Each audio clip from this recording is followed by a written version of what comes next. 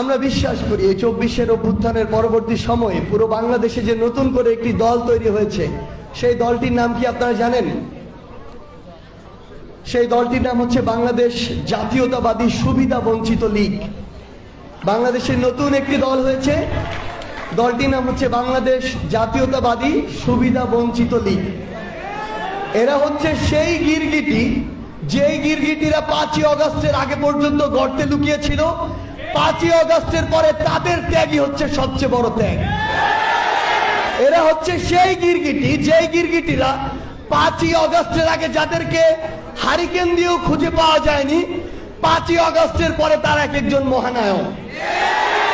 এই গিরগিটিরা হচ্ছে সেই গিরগিটি যাদেরকে আপনারা ওই লেক পার থেকে শুরু করে আমাদের যে মোস্তফাপুর রয়েছে, কিংবা ওই কিলোমিটারের পর কিলোমিটার আপনার যে একসাথে রাজপথে আপনারা সংগ্রাম করেছিলেন সেখানে খুঁজে পাননি, কিন্তু এখন বিভিন্ন বড় বড় অন্যতম প্রধান সমন্বয়ক পদে তাদেরকে আপনি খুঁজে পাবেন।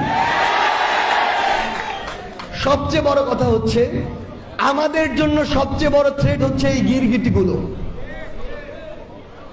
প্রত্যেকটি অভ্যুত্থানের পূর্বে এবং পরে এরকম অসংখ্য সুবিধাবাজ, বঞ্চিত, এবং সবচেয়ে বড় কথা হচ্ছে এদের সাথে আপনি আজকে কথা বলবেন, এরা সকল কিছুতে বৈষম্যের শিকার। এরা শুধু এটি বলতে পারে না যে এরা জন্মগতভাবে বৈষম্যের শিকার, কারণ এটি বললে তো দায়টা অন্য জায়গায় চলে যায়। সবচেয়ে বড় কথা হচ্ছে এরা এতটাই ভণ্ড, আপনি এদেরকে দেখবেন শুধুমাত্র ব্যক্তিগত স্বার্থের জায়গা থেকে সকল জায়গায় তদবির করতে। এদের কাছে আপনি কখনোই দেখবেন না এরা পুরো মাদারীপুরের কথা বলছে, পুরো দেশের মানুষের কথা বলছে, এই দেশের কথা বলছে, এই দেশের যে পুরো জনগণ তাদের কথা বলছে। তারা কি বলবে? তারা এই জায়গার কাজী হতে চায়, তাদের জন্য সুপারিশ করে দেন। তারা বলবে তারা ওই জায়গার পিয়ন হতে চায়, তাদের জন্য সুপারিশ করে দেন। তারা বলবে তারা এক দেশ থেকে আরেক দেশে যেতে চায়, তাদের জন্য সুপারিশ করে দেন। তারা বলবে তারা এক জেলা থেকে আরেক জেলায় ট্রান্সফার পেতে চায়, তাদের জন্য সুপারিশ করে দেন।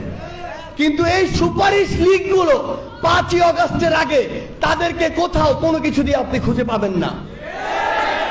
আমাদের সবচেয়ে গুরুত্বপূর্ণ যে বিষয়টি হচ্ছে, সেটি হচ্ছে আমরা এখানে যে মানুষগুলো রয়েছি, এই মানুষগুলো যদি আমরা ঐক্যবদ্ধ না থাকি, তাহলে এরকম বিভিন্ন প্রকারের লীগ আপনার আমার মাঝে বিভিন্ন চেহারায় ঢুকবে, আমাদের মধ্যে বিভাজন সৃষ্টি করবে, ছোট ছোট লোভ দেখিয়ে আমাদেরকে বিভিন্নভাবে আসামির কাঠগড়ায় দাঁড় করাবে, এরপরে আরেকজনের কাছে গিয়ে আপনাকে নিয়ে বদনাম করবে।